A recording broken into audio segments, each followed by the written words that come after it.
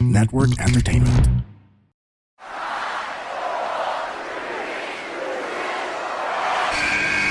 Who's ready for story time? What's going on? This is Xavier Woods, aka Austin Creed. Let me talk to him. Hello, WWE Universe in the Philippines. This is Charlotte. Adam! Hey everyone, this is Jeff Cobb. I have to finish the story. We are pretty deadly. Yes, boy. Yes, boy. Run! Bang! The sniper is shooting you down. This is TMDK's Robbie Eagles. Hey, this is the Cosmic Cactus, Paul London. Hello, my name is Ilya Dragunov, the Czar, the NXT champion, and you're listening to... And you're listening to... And you're listening... And you are listening... And you're listening to the Wrestling Podcast. The Wrestling Podcast. The Wrestling Podcast. The Wrestling Podcast. to the Wrestling Podcast. Yeah.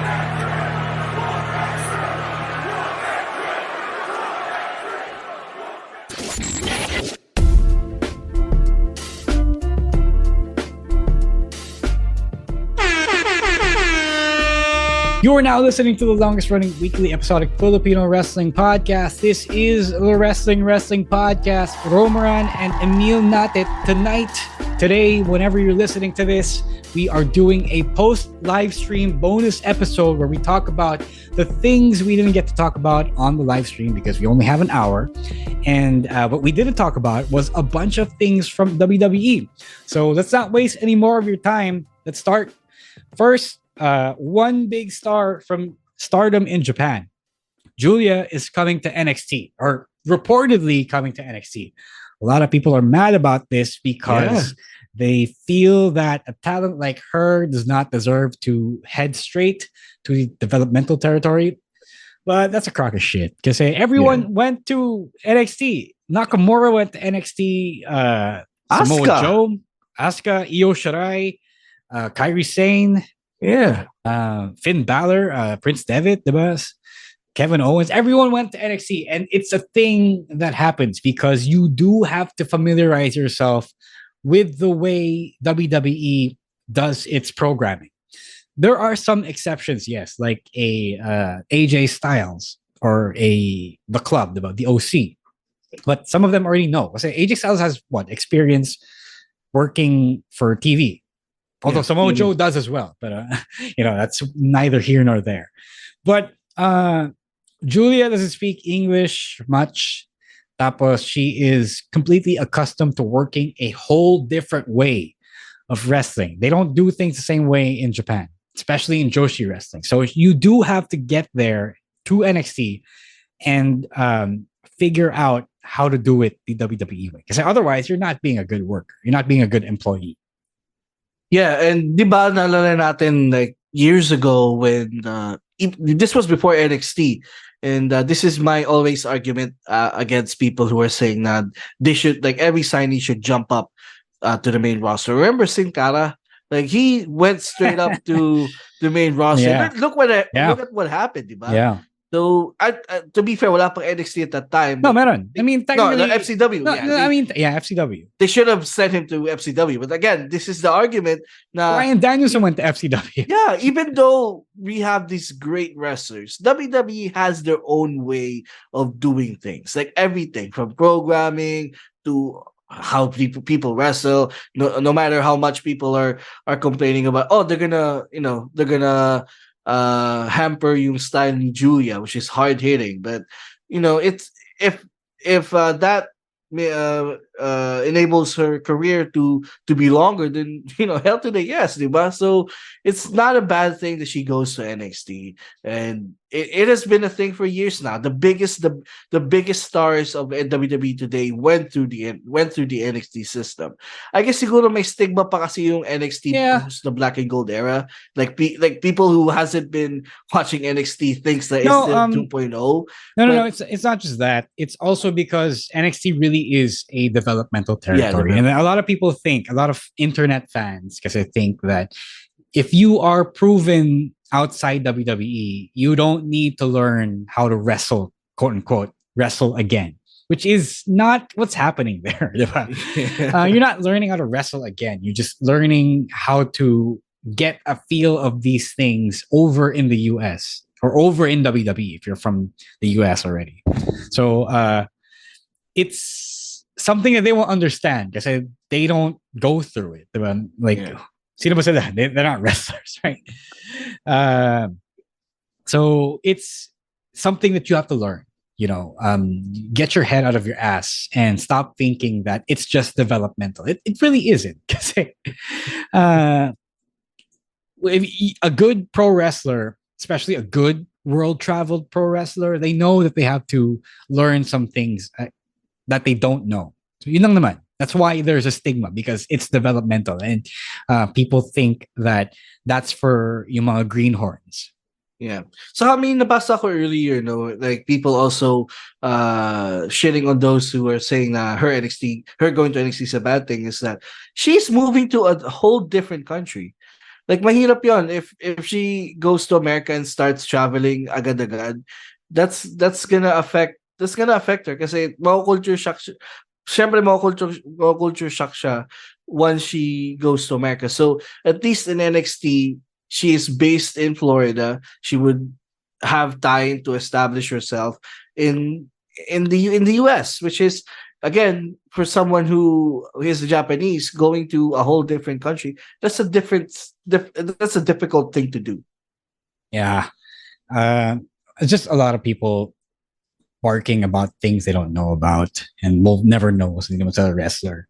We'll never get to that point if ever they become wrestlers. Anyway, let's move on to the next point from NXT. Roxanne Perez is possibly turning heel. She kind of snapped and got in her feelings versus who was she? Organa Grace. Organa Grace, yeah. That was because she got angry. The referee somehow decided to reverse the decision. Pwede pala yun. Pwede pala yun. If that were the case, how come we don't see it a lot more often? Because a lot of heels keep attacking people after the match. Yeah, exactly. This is such a weird plot device. But yun, Roxanne Perez may be turning heel, or at least showing a different side of her personality. I think deserved naman, because the whole Prodigy character was pretty much fulfilled when she won the NXT Women's Championship from Mandy Rose. So I'm okay with this. Maybe she could get lessons from Booker T on how to be edgier. I don't know. Sure. Let's do this. Sure. Yeah, I'm all in for this. I mean, the whole Prodigy character was great, but again, nakukulangan ako kasi she hasn't had that storyline where there's a conflict na she needs to overcome. And if you've been watching NXT recently, they've been planting seeds for this. If you've been watching NXT lately, na she's been losing a lot. Yeah, she's been talking back a lot more. She has a sophomore slump, as we call it. So yeah, this if hindi naman sa necessarily turn heel, but just an edge to the character would do her wonders. Yeah. Looking forward to this because NXT does flesh out these characters a lot more than they did in the Black and Gold era. All right, moving on. Oba Femi wins the men's breakout tournament all the way from Nigeria. Pretty good. I'm not super sold on Oba Femi, but he does have the whole package. He has that African charisma. I think people will get behind him a lot more than they did with Omos. Not so sure about his moveset yet, but he is a big dude, and you don't have to go crazy with the big moves or weird acrobatic athletic moves when you're a big dude. So okay naman. It's weird because I didn't peg him to win it, but at the same time, how do you beat a guy that big? Diba? Yeah, dude, he has that presence. That's the first thing that I noticed when he was introduced a few weeks back. He has that presence, and he hasn't stepped in the ring yet, pero may intrigue na sa kanya. That's a unique characteristic for a wrestler na hindi mo pa siya nakikita mag-wrestling, pero intrigue ka na sa kung ano siya, kung anong gagawin niya. Like it's very seldom that there's wrestlers like that, and he has the package to be a star, in my opinion. Like he's so athletic for his size. You know, I think it also comes from he comes from a football background, if I'm not mistaken. So he has the athletic ability, and they've been pumping out these NIL talents like crazy. NIL ba siya? I think so. Oh. I think he is an Is he also faking the Nigerian accent like Apollo Cruz? I can't tell, but it was good though. It's pretty. It was good. Yeah, it's a lot better than Cruz. Yeah, the promos that he's been doing like after the shows, he hits a spot really. He definitely gets it, and I'm really looking forward to him in NXT and possibly in the main roster in the future. Because I'm sold on this guy, and yung sa moveset and the in-ring skills, that's gonna come. He's in NXT for that particular reason. No, he doesn't need to go crazy because he's huge. Yeah. He's fucking huge. He's a hoss, big hoss. Yeah, but again, there's still room for improvement there, and the fact that he's already this good. So ano pa kaya pag sasalang siya sa main roster, di ba? So I'm glad that he won the breakout tournament. I'm good with either Ben winning kasi Riley Osborne yung name niya. He's also good. He is really good. Super athletic then. That's he's gonna blend in with the Axioms and the Nathan Frazier's there. So I'm good with both of them winning, but but Oba Femi winning this tournament was definitely the right move. Si Oba Femi yung nagkaroon ng video package eh. Riley Osborne did not. So that kind of gave it away. But I like that video package. So they did, flesh him out a little more. They talked about his Nigerian background, his upbringing. And you don't see that often nowadays, especially in AEW. So more of these. I love the storytelling here. I will talk about a little more of that in a bit. Moving on. Ridge Holland gets a full-on interview after he quote-unquote injures Ilya Dragunov, and this is so good. So good. We talked shit about the story in our last live stream last year, and then I kind of have to eat my words about it because they made up for it with this particular development. So if you missed it, the interview was all about Ridge Holland talking about his accidents in the ring. So a lot of people forget that he wasn't just injuring other people accidentally. He was also injured a lot accidentally. So he broke his ankle, I believe, on that suicide dive spot, catching someone else. Forgot who. I think it was Oni Larkin. Yeah. God, no pa si Oni Larkin in. Jesus, that's how long ago it was. Tapos he ate a senton or I believe 450. Was it a 450? Yeah, the knee. Yeah, the knee to his nose. Yeah.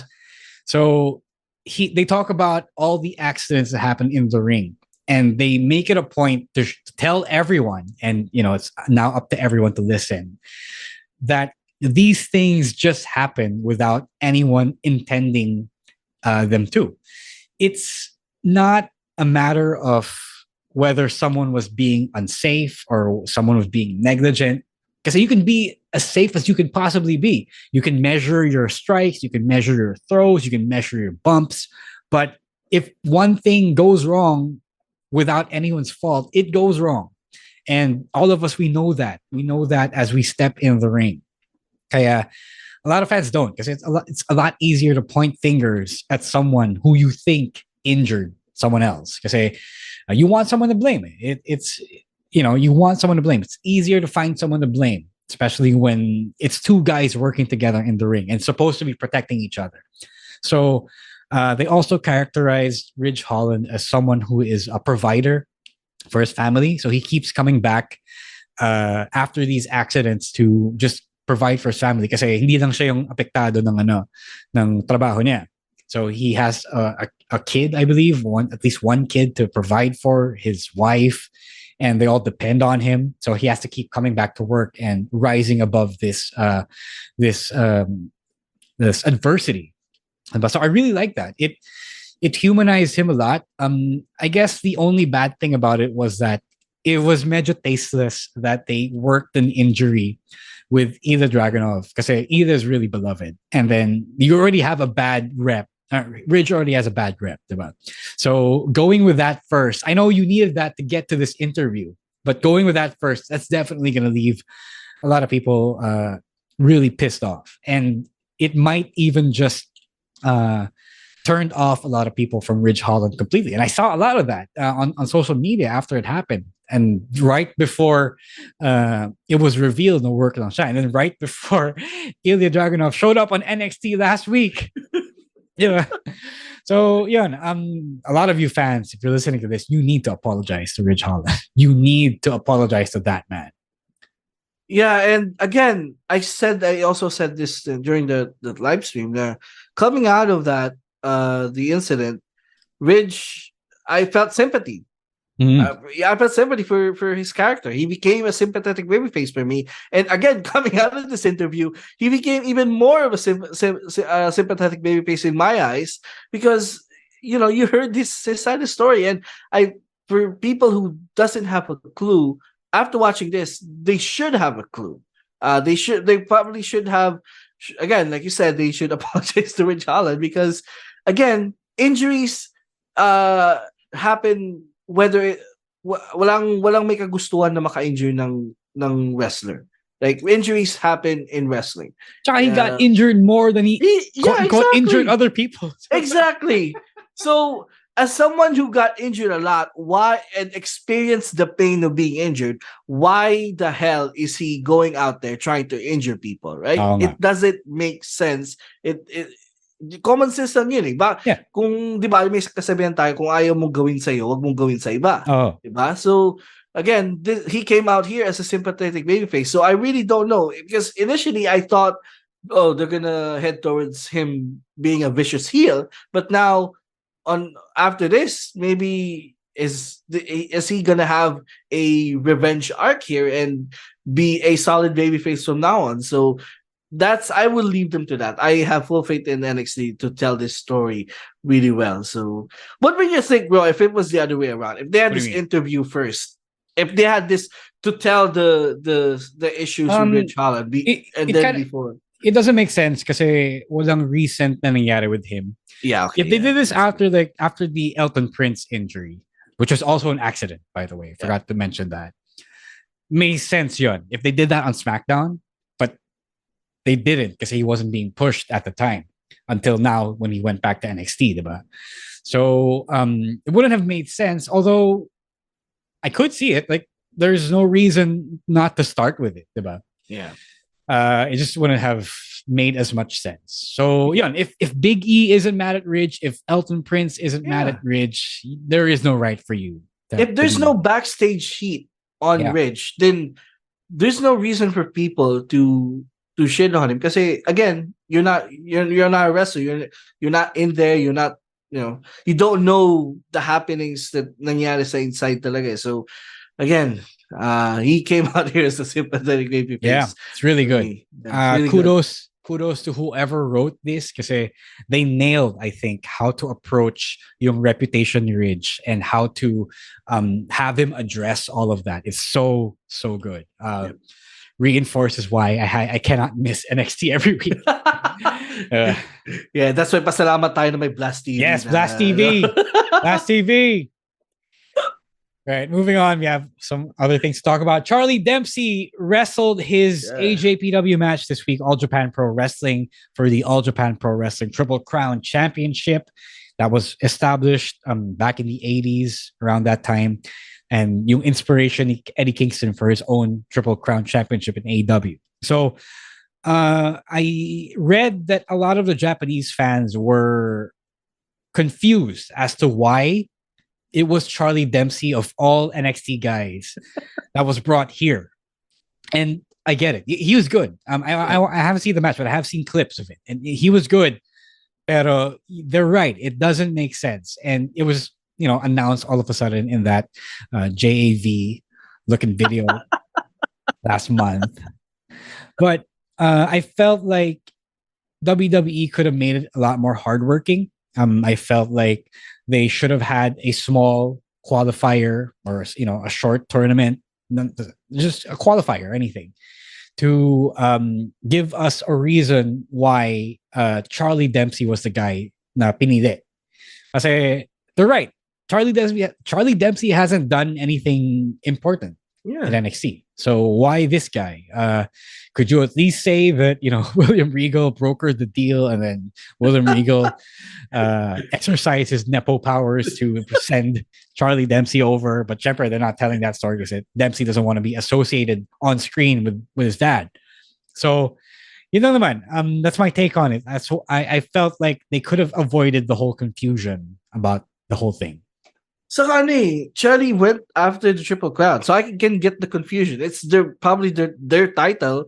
So imagine if someone like someone who is young and di pa nagagamit will suddenly challenge for their biggest title. So I can see the confusion there by the audience, but yeah, and I also agree they could have set up something at least so that masabi ng mga tao na Charlie Dempsey earned this title shot by virtue of winning mini tournament to have this title shot for the Triple Crown.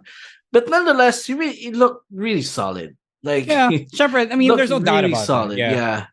I saw a clip of him doing the cattle mutilation. So umiikot siya. Like, wow, I haven't seen that before. Like, I've seen the cattle mutilation, pero the way he did it, like, wow, napawa ko dun. So, he's definitely good. So NXT capitalized on this dude. He's really good, diba? So, I know he's son of William Regal, but I think he can stand out on his own talaga as his own guy. Yeah. Well, hopefully. So they're so busy doing the No Quarter Catch Wrestling Club. All right, last point, and this is a good one. The gaslighting of Carmelo Hayes with Trick Williams continues. Is getting funnier by the moment. Ito sobrang lantaran na. If it wasn't obvious before that Melo is fucking with Trick, and now the only person who isn't aware of it is Trick. It's Trick. They gave the game away. They gave the game away, and I think it's good. Siyempre, this is the kind of predictable that is good. Kasi the story is engaging. We are really sympathetic towards Trick.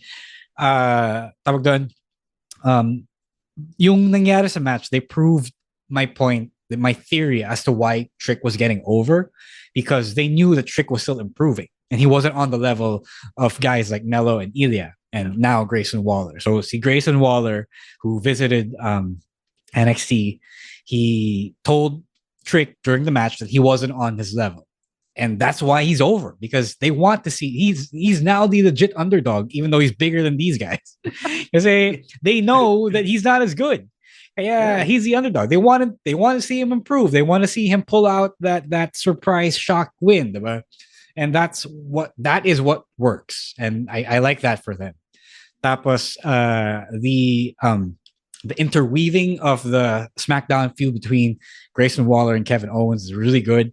It was a good way for Trick to beat Waller and keep his title shot. So whoever is writing yung mga stories across the main roster shows and NXT, really, really good. I don't know how you guys do it, but you guys do it. And I think NXT is like the most solid writing team out of all the TV shows right now. yeah, definitely. Also, I agree with everything you said. I mean, again, this is why Trick is super popular. Because the story that they're telling here is basically Trick being naive of things. Everyone sees it, but him. So he'll learn his lesson here eventually, and I think we're gonna get the turn pretty soon. Because I thought we're gonna get the match last Wednesday, the title match, pero hindi pa pala. So I think malapit lang probably gonna be on Vengeance Day, because they're already promoting Vengeance Day, and I think Ilya is still doing Ridge, or I don't know, maybe after pa, because Ilya still has that Ridge match, so we don't know yet. I think they're focusing on the Melo Trick thing, which is what they should focus on. It's really good. It's really good. Yeah. So again, kudos to we keep saying this every week, pero kudos to NXT talaga. Like they're easily the best weekly TV program right now for me. Yeah. I mean, if you love porn, it's also good because it's porn. I keep saying it. It's porn acting. It's really good. Right. All right, that's it for our bonus post live stream episode. Emile, thank you for joining me, and you guys, thank you for joining us for more wrestling talk. There is always too much wrestling talk. Yeah, it's the start of the year. Yeah. So we'll see you guys again for picks of the week early next week around Tuesday or Wednesday probably. And Siyempre, our usual Thursday live stream is going back to Thursdays now because wala na ibang event. So we'll see you guys then.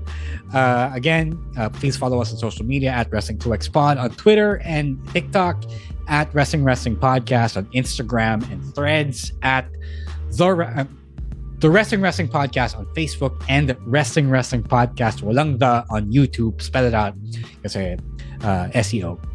And follow us on Twitter as well, at EML_Meister for Emile, at Monday Night Rowan, NITE for Rowan, at _Stancy for Stan, at Chino Supersize for Chino. For myself, it is at Roas War on Twitter and at Shang.Daddy on Instagram and Threads. All right. Again, this is a Wrestling Podcast bonus episode. We'll see you again next week. Till then, stay safe. Tell your loved ones that you love them. And don't be a dick. That's right. Wrestling Podcast out. Later, weirdos. Peace.